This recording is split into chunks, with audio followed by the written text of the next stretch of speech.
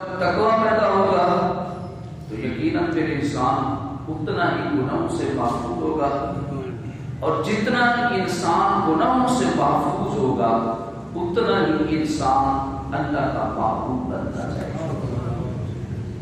ہمارے اسلاف میں، ہمارے بزرگوں نے جو تقویٰ اختیار کیا، اسی تقویٰ کی بنیاد سے اللہ تبارک و تعالی نے ان کو اپنا محبوب بنا، اسی تقوی سے تو اللہ کے محبوب بنتے بنے۔ کل پچھلے جمعہ المبارک میں نے دو چار واقعات آپ کے سامنے تقویٰ کے سامنے عرض کیے تھے، اور آج کے جمعہ المبارک میں بھی دو چار واقعات تاریخ اور احادیث کی کتابوں سے آپ کے سامنے عرض کرتا ہوں، اس دعا کے ساتھ کہ اللہ پاک ہمیں بھی حقیقی معنوں میں صاحب تقویٰ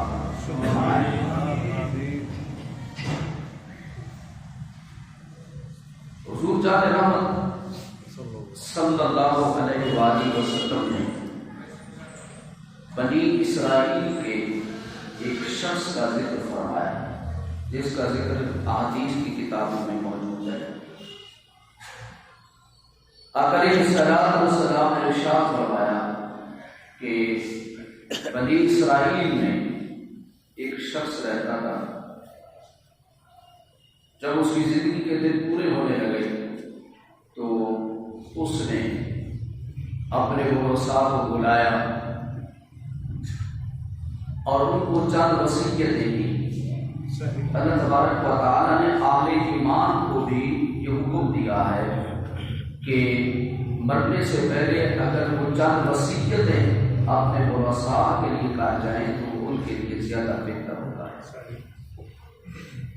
اب اس نے اپنے ورثاء کو، بیٹوں کو بلایا اور کہا کہ اے میرے بیٹے، میرے مرنے کے بعد تم نے اس طرح کرنا ہے، میرے کفن دفن اور جنازے کے بعد تم نے میری جو یہ لاش ہے تم نے اس کو جلا دینا ہے،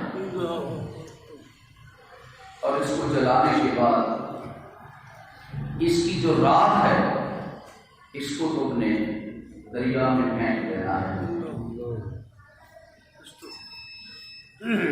اب جب اس کا وصال ہو گیا، مرنے کے بعد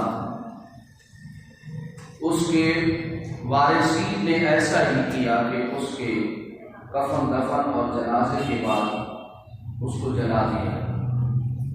اب یہاں پر ایک بات ذکر کہ شریعت مصطفیٰ میں ایسی وصیت پر عمل نہیں کیا جائے گا، اور بعض لوگ، کچھ لوگ یہ بھی وصیت کر جاتے ہیں کہ مثال کے طور پہ مجھے فلاں جگہ پر دفن کر دینا۔ فقہاء نے لکھا ہے کہ اگر آسانی ہو تو پھر تو اس کے اوپر عمل کیا جائے، ورنہ یہ ضروری نہیں ہے کہ اس کی اس وصیت کے اوپر عمل کیا جائے۔ مثال کے طور پہ ایک بندہ وصیت کرے کہ میں جب فوت ہوں تو مجھے جا کے جنت البقیع میں دفن کر دیں، تو صاحب ہے اب شریعت ادھر کہتی ہے کہ وصیت پر عمل کیا جائے، اب بندے سر پکڑ کے بیٹھ جائیں گے اب کیا ہوگا، اب اس پر عمل کیا جائے گا، تو ایسا اس کی ایسی وصیت پر عمل نہیں کیا۔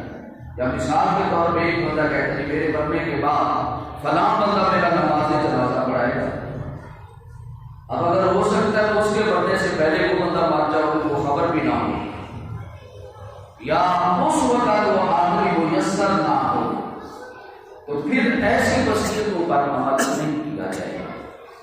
تو ایسی یہاں پر تو یہ جو اس کی وصیت ہے شریعت مصطفیٰ صلی اللہ علیہ وسلم تو ویسے ہی ٹکرا رہی ہے۔ یہ واقعہ سنایا گیا ہے رسول اللہ صلی اللہ علیہ وسلم نے پچھلے لوگوں کے بنی اسرائیل کا ایک واقعہ سنایا، تو اس کو مرنے کے بعد، اس کے کفن و دفن کے بعد، جنازہ کے بعد اس کے ورثاء نے اس کی لاش کو جلا دیا، اور جلانے کے بعد اس کی جو خاک تھی اس کو دریا میں بہا دیا، اور جب اس نے دریا میں بہا دیا، ادھر اللہ تبارک و تعالی نے کیا کیا، اللہ نے اس کی خاک کو اکٹھا کر کے اللہ نے اس کو دوبارہ زندگی عطا فرمائی، یعنی کہ عالم برزخ میں، یعنی کہ دوبارہ اس کو واپس بھیج دیا، کیونکہ مرنے کے بعد زندہ کیا جائے گا۔ والبعث بعد الموت، کیا ایمان کی 7 شرائط میں یہ جو آخری ہے، جن ایمان کی 7 شرائط جسے ہم ایمان مفصل کہتے ہیں، آمنت باللہ وملائکتہ وکتبہ ورسلہ والیوم الآخر والقدر خیرہ وشرہ من اللہ تعالی والبعث بعد الموت۔ ایمان کی 7 شرائط ہیں، ان 7 میں سے اگر بندہ کسی ایک بھی شرط کا انکار کرے وہ بندہ دائرہ اسلام سے خارج ہو جاتا ہے۔ تو مرنے کے بعد دوبارہ زندہ ہونا، اور ہمارا یہ عقیدہ اور ایمان ہے۔ کافروں کا یہ عقیدہ نہیں ہے، کافر کہتے ہیں بس مرنے کے بعد انسان ختم ہو جاتا ہے، وہ کہتے ہیں یہ گلی سڑی ہڈیاں، سورہ یاسین میں اللہ تبارک و تعالیٰ نے اس کا ذکر کیا ہے، حضور علیہ السلام کی بارگاہ میں کافر آیا اور حضور کی بارگاہ میں ایک گلی سڑی کو سیدھا ہڈی لے کر آیا، وہ کہنے لگا قال من یحیی العظام، کیا آپ کہتے ہیں کہ اللہ تبارک و تعالیٰ جو ہے ان گلی سڑی ہڈیوں کو زندہ کر دے گا؟ تو وہ کہتا ہے قال من یحیی العظام وهي رمیم، وہ کہنے لگا جب یہ ہڈیاں گل سڑ جائیں گی آپ کہتے ہیں کہ اللہ زندہ کرے گا، کیسے زندہ کرے گا؟ تو میرے نبی نے کہا، رب نے کہا میرے مصطفیٰ آپ اعلان کر دیں قل یحییھا الذی انشأھا اول مرہ، قل یحییھا الذی انشأھا اول مرہ، جس طرح اس نے تمہیں پہلے زندگی دی ہے اس طرح تمہیں وہ بعد میں بھی زندگی عطا کرے۔ اصل میں ہوتا ہے کسی چیز کو پہلے بنانا، ہاں پہلی جو پروڈکشن ہوتی ہے نا وہ مشکل ہوتی ہے، پہلی پروڈکشن مشکل ہوتی ہے، جب پہلا سیمپل بن جائے، قالب بن جائے، پھر ڈائی بن جائے، پھر مشکل نہیں ہوتا۔ رب کائنات نے فرمایا اے میرے مصطفیٰ آپ ان کو اعلان کر دیں کہ مشکل تو یہ تو تمہاری لیے مشکل کی بات ہے نا، دنیا کی بات ہو رہی ہے، ورنہ میرے رب کی کیا بات ہے؟ انما امرہ اذا اراد شیئا ان یقول له کن فیکون۔ میری نشان یہ ہے میں تو لفظ کن کہتا ہوں، میں لفظ کن سے پوری کائنات پیدا کرتا ہوں۔ مشکل تو تمہاری ڈکشنری میں لفظ ہے نا، ناممکن کے لفظ تمہاری ڈکشنری میں ہے، میرے رب میری بارگاہ میں تو ایسا کوئی لفظ ہی نہیں ہے۔ اور میں جس طرح تمہیں پہلے زندگی عطا فرمائی ہے، اس طرح مرنے کے بعد تمہارے لیے تمہیں زندہ کرنے کی میرے لیے کوئی مشکل کام نہیں ہے۔ قل یحییھا الذی انشأھا اول مرہ وهو بكل خلق علیم، اس کو ہر چیز کا خلق کا ہر مخلوق کا اس کو علم ہے۔ تو رب کائنات نے کیا کیا؟ اس کی خاک کو اللہ نے دریا کے پانی سے اکٹھا کیا اور اس کو اپنی بارگاہ میں زندہ کیا۔ رب نے اس سے سوال کیا، رب کائنات نے کہا کہ اے میرے بندے تو نے میرے حکم کے خلاف یہ کیوں عمل کیا؟ تو نے کیوں نصیحت کی تھی کہ مجھے جلا کر میری رات کو دریا میں بہا دینا، یہ کیوں عمل کیا تھا؟ وہ کہنے لگا مولا اس لیے کہ ساری زندگی گناہ کرتا اور مجھے شرم آتی تھی کہ میں اپنے گناہ لے کر تیری بارگاہ میں تیرا سامنا کیسے کروں، اور میں ڈرتا تھا، تیرے عذاب سے ڈرتا تھا، خوف تھا۔ نبی حضور جان رحمت صلی اللہ علیہ وسلم نے ارشاد فرمایا، اللہ تبارک و تعالیٰ نے اس بندے کو کہا کہ واقعی تو نے ایسا کیا، مجھ سے ڈرتا تھا؟ وہ کہنے لگا مولا ہاں تیرے خوف کی وجہ سے میں ڈرتا تھا، اپنے گناہوں کا خوف تھا۔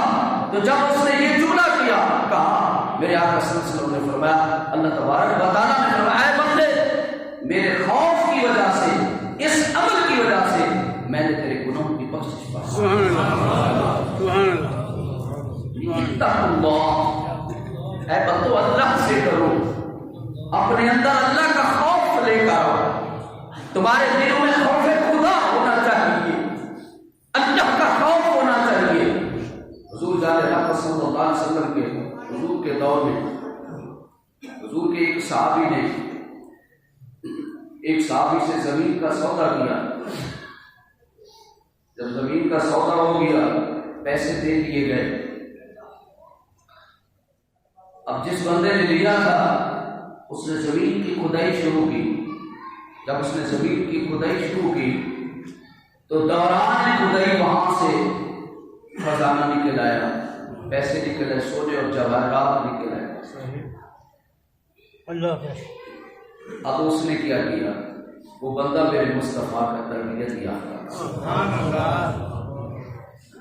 سانو تو 100 روپے بھی لگ جائے جیسے جیب وچ پا کے ٹوٹ جاتے, سانو اللہ نے دیتا ہے. کہتے سانو اللہ نے دیتا ہے.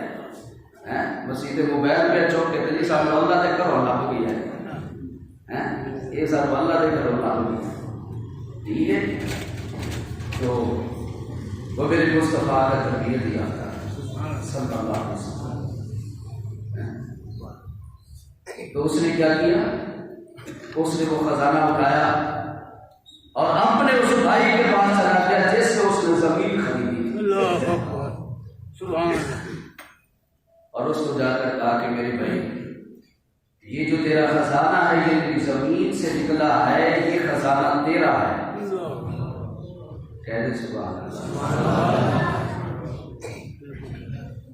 جب امت اس لیول پہ آئے گی نا, اس لیول پہ پھر امت ترقی کرے گی. اسی کہتے ہیں حکمران چور نے, وہ کہتے ہیں قوم چور ہے, سارے کی سارے قبیلے چور ہے. جس کا جدھر دال رہتا ہے وہ مان دیتا ہے, معافی کوئی نہیں دے رہا. دکاندار سودا بیچ کے چوری کرتا ہے, سودا تولنے میں چوری کرتا ہے, بیچنے میں چوری کرتا ہے, ملاوٹ کرتا ہے, سودے میں ملاوٹ کی جاتی ہے. یہ ساری چوریاں ہیں, یہ چوری کی قسمیں ہیں. اور پھر اس سے پتہ ہے نقصان کیا ہوتا ہے. اس سے نقصان یہ ہوتا ہے, ایک ولی اللہ ہے, ان کا بیٹا جو ہے وہ نافرمان اور نشے میں اس طرح کی برائی میں مبتلا ہو گیا. ایک مرتبہ اولیاء کی جماعت بیٹھی تھی اور وہ بھی اس جماعت میں بیٹھا تھا. جب اس کا بیٹا وہاں سے گزرا تو وہ جو اولیاء تھے انہوں نے اس بچے کو برا بھلا کہا. وہ جو اللہ کا ولی بیٹھا تھا اس نے کہا اس کو برا نہ کہو, مجھے برا کہو. یعنی میں تقوی کی بات کر رہا ہوں, ہمارے اسلاف کا تقوی کیا تھا. تو انہوں نے کہا تمہیں بھی برا کہیں. اس نے کہا کہ ایک دن گھر میں کھانا نہیں تھا, میری بیوی نا ہمسائیوں کے گھر سے کھانا لے کر آئی. کہتی ہم نے وہ کھانا کھایا, میں نے وہ کھانا کھایا, اس نے کھانا کیا, وہ کھانا کھا گیا. جب ہم نے وظیفہ زوجیت کیا اس سے, اس لقمے سے اس کا لطف اٹھایا, اور ان کا جو کھانا تھا وہ کھانا مشکوک تھا. جو اس کھانے کا یہ کمال ہے, یعنی کہ جب لقمہ حرام کھایا جائے گا تو پیدا ہونے والی جو اولاد ہوگی وہ نافرمان اولاد پیدا ہوگی. یہ اولاد کے اوپر اثر پڑتا ہے حرام کے لقمہ کا. اب اس بندے نے کیا کیا, حضور کے صحابی نے جس نے زمین بیچی تھی وہاں سے خزانہ ضرور, مجھے ایک بات وہاں سے یاد آئی. اس نے خزانہ نکالا, خزانہ اٹھا کر اپنے اس بھائی کے پاس چلا گیا اور کہنے لگا میرے بھائی یہ تو نے, میں نے تم سے جو زمین خریدی تھی اس زمین سے خزانہ نکلا ہے. میں نے تم سے زمین خریدی تھی, تم سے خزانہ نہیں خریدا تھا, لہذا اس خزانے کے اوپر میرا حق نہیں بنتا ہے, یہ خزانہ تیرا ہے. اب آگے بھی میرے نبی کا تربیت یافتہ شخص, ہمارے جیسا آدمی نہیں تھا. ہمارا کام یہ تو ہے ہی میرا, 10 بندے اور بھی اکٹھے کر لیتے تھے, پتہ بھی لگ جاتا تھا نا کہ وہ وہاں سے نکلا. 10 بندے مانے کے اکٹھے کرتے, یار زمین تو زمین دیا, میں نے خزانہ نہیں دیا, یہ تو اس سے لے کے دو. جب اس نے یہ کہا کہ یہ خزانہ تیرا ہے, حضور کے اس غلام نے کہا کہ میرے بھائی میں نے تمہیں زمین جو دے دی, اب زمین میں جو کچھ بھی ہے وہ تیرا ہے. اچھا دونوں جھگڑے، وہ کہتا تھا تیرا ہے، وہ کہتا میرا، دونوں لینے میں راضی نہیں تھے. تو دونوں نے کہا پھر اس طرح کرتا ہے فیصلہ حضور کی بارگاہ سے کروانا. فیصلہ تو پھر آقا کریم کی بارگاہ میں لے جایا جائے نا. حضور کی بارگاہ میں حاضر ہوں، آقا علیہ الصلوۃ والسلام کی بارگاہ میں جائے، یا رسول اللہ صلی اللہ علیہ وسلم، آقا یہ ہمارا معاملہ ہے، ہمارے اس معاملے کو حل فرمائیے. دونوں مصطفیٰ کے غلام وہ خزانہ لے کر حضور کی بارگاہ میں گئے. عرض کیا سارا واقعہ سنا دیا. اور میرے نبی نے جو فیصلہ فرمایا، آگے فیصلے کرنے والا بھی ایسا ہونا چاہیے. ادھر بیچارہ جو ہے فیصلے والے بھی کرنے والے بھی وہ بھی اس طرح کے ہوتے ہیں. اللہ پاک اس قوم کو عادل حکمران، عادل منصف عطا فرمائے. نبی کریم صلی اللہ علیہ وسلم کی حدیث پاک ہے، میرے نبی نے فرمایا جس قوم سے انصاف ختم ہو جاتا ہے وہ قوم تباہ و برباد ہو جاتی ہے. نبی کریم صلی اللہ علیہ وسلم نے ان کا فیصلہ کیا. میرے نبی نے فرمایا کہ تم اس طرح کرو گے، تم دونوں کے آپ اولادیں ہیں؟ انہوں نے کہا اولادیں ہیں. تو آقا کریم نے فرمایا اس طرح کرو کہ تم آپس میں رشتہ کر لو، تم آپس میں رشتہ کر لو. وہ جو خزانہ ہے اپنی اولادوں کو دے دو، آدھا میری اولاد میں چلا جائے گا، آدھا اس کی اولاد میں چلا جائے گا. میرے نبی کریم صلی اللہ علیہ وسلم نے ان کے درمیان میرے آقا کریم نے فیصلہ فرمایا. اللہ تبارک و تعالی نے ہمیں جو حکم دیا ہے، یا ایھا الذین آمنوا اتقوا اللہ وکونوا مع الصادقین، آمنوا اتقوا اللہ حق تقاتہ ولا تموتن الا وانتم مسلمون. حضرت باز بستامی رضی اللہ تعالی عنہ آپ فرماتے ہیں کہ میں ایک دفعہ ریڑھی سے کھجوریں خریدنے کے لیے گیا. کہتے میں نے کھجوریں خریدی. جب وہ ریڑھی والا جب کھجوریں جب میرے برتن میں یا میرے کپڑے میں ڈالنے لگا تو اس نے میں کھجوریں لے کر واپس آ گیا اور میں نے اللہ کی عبادت کرنا شروع کر دی. تو آپ فرماتے جب اللہ کی عبادت کرتا تھا تو عبادت میں سکون نہیں رہتا تھا، عبادت میں بے سکونی تھی. وہ جو خشوع و خضوع تھا وہ نہیں ہوتا تھا. کہتے میں سوچتا رہا کہ کیا بات ہے کہ میری نماز میں میری عبادت میں سکون نہیں آتا. کہتے ہیں جب میں رات کو سویا تو خواب میں مجھے یہ بشارت ہوئی، باجزید دل کو جب تم نے کھجوریں خریدنے کے لیے دیا تھا تو ایک ریڑھی والے کی کھجور تیری کھجور میں آ گئی تھی اور تم نے اس کھجور کو کھا لیا تھا. اور میرے نبی کریم صلی اللہ علیہ وسلم نے فرمایا کہ جب بندہ لقمہ حرام کھاتا ہے، ایک لقمہ حرام کھاتا ہے، ایک لقمہ حرام کھاتا ہے، میرے آقا کریم صلی اللہ علیہ وسلم نے فرمایا 40 دن کا کرتا اس کی عبادت کو قبول نہیں فرماتا ہے. اور ایک حدیث تو اس طرح ہے کہ آقا علیہ الصلوۃ والسلام نے ارشاد فرمایا کہ ایک بندہ 1000 میل کا سفر کر کر، حضور نے فرمایا وہ بندہ بیت اللہ میں پہنچتا ہے، احرام باندھا ہوا ہے، طواف کعبہ کرنے کے بعد میرے نبی نے فرمایا وہ خلاف کعبہ کو پکڑتا ہے، اللہ کی بارگاہ میں دعا کرتا ہے، اللہ اللہ پکارتا ہے، اللہ کو پکارتا ہے، اللہ اللہ پکارتا ہے. آقا کریم صلی اللہ علیہ وسلم نے فرمایا اللہ تبارک و تعالیٰ اس کی طرف نظر رحمت بھی اٹھا کر نہیں دیکھتا، وہ اللہ اللہ پکار رہا ہوتا ہے. 1000 میل کا فاصلہ کرنے کے بعد، سفر کی سہولتیں برداشت کرنے کے بعد، طواف کعبہ کرنے کے بعد، احرام باندھا ہوا ہے، اللہ کے گھر میں کھڑا ہوا،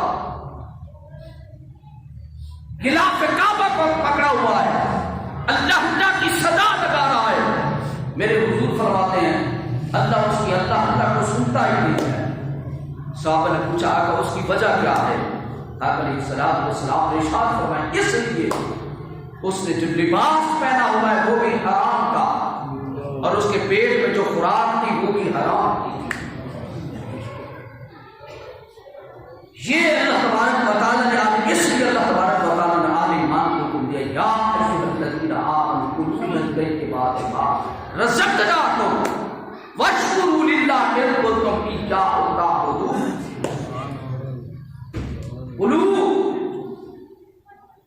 اللہ نے کہا کھاؤ اس رزق کو مما رزقکم اللہ حلالا طیبا، جو حلال بھی ہو اور جو طیب بھی ہو۔ دو چیزوں کا اللہ نے حکم دیا ایمان، حلال کا اور طیب کا۔ حلال اور طیب میں فرق ہے۔ طیب پاک رزق کو کہتے ہیں، قرآن نے کہا حلال بھی کھانا ہے اور طیب بھی کھانا ہے۔ حلال تو ہمیں پتا ہے، یہ سبزی ہے ہمارے لیے حلال ہے۔ حرام کا پتہ ہے، گدھے کا گوشت ہمارے لیے حرام ہے، بکرے کا گوشت حلال ہے، گائے کا گوشت حلال ہے، یہ حلال ہے۔ اور قرآن کہتا ہے حلال بھی لے کر آنا ہے اور طیب بھی لے کر آنا ہے۔ طیب کسے کہتے ہیں؟ طیب جو ہے رزق کے حلال سے جو چیز خریدو گے وہ طیب ہوگی۔ رزق کے حلال سے جو چیز طیب خریدیں گے وہ حلال وہ طیب ہوگی۔ لیکن اگر رزق کے حرام سے جو چیز خریدیں گے، کیونکہ طیب چیز ختم ہو گئی، پیسہ حرام کا تھا وہ طیب نہیں رہی، اب وہ حرام ہو گئی، کیونکہ طیب کی شرط ختم ہو گئی ہے، وہ حرام ہو گئی ہے۔ اب اس حرام سے اگر حلال بھی خریدیں گے، رب کی بارگاہ میں وہ حلال بھی حرام بھی کنورٹ ہو جائے گا۔ اس لیے کہا حلال اور طیبہ، حلال اور طیب کھانے کے بعد فرمایا واشکروا للہ، فرمایا اب تو اللہ کا شکر ادا کریں۔ ان کنتم ایاہ تعبدون، اگر تم اس کے بندے ہو۔ تو اللہ نے فرمایا میرا بندہ وہ ہے جو حلال اور طیب کی طرف جائے گا۔ اور یہ حلال اور طیب کا فرق تب سمجھ آتا ہے جب انسان کے اندر خوف خدا ہوتا ہے، جب انسان کے اندر تقویٰ اور پرہیزگاری ہوتی ہے، جب بندہ اللہ سے ڈرتا ہے، پھر حلال اور طیب کا بھی فرق کرتا ہے، حلال و حرام کی بھی تمیز کرتا ہے، طیب اور طاہر کی بھی تمیز کرتا ہے۔ اور یہ تمیز کب آتی ہے؟ انسان کے اندر جتنا جتنا خوف خدا پیدا ہوتا جائے گا، انسان اتنا ہی اللہ سے ڈرتا جائے گا اور اتنا ہی تقویٰ اختیار کرتا جائے گا، اور جتنا تقویٰ اختیار کرتا جائے گا انسان اتنا اللہ کے قریب ہوتا جائے گا۔ اللہ تبارک و تعالی ہمیں عمل کی توفیق عطا فرمائے، آمین۔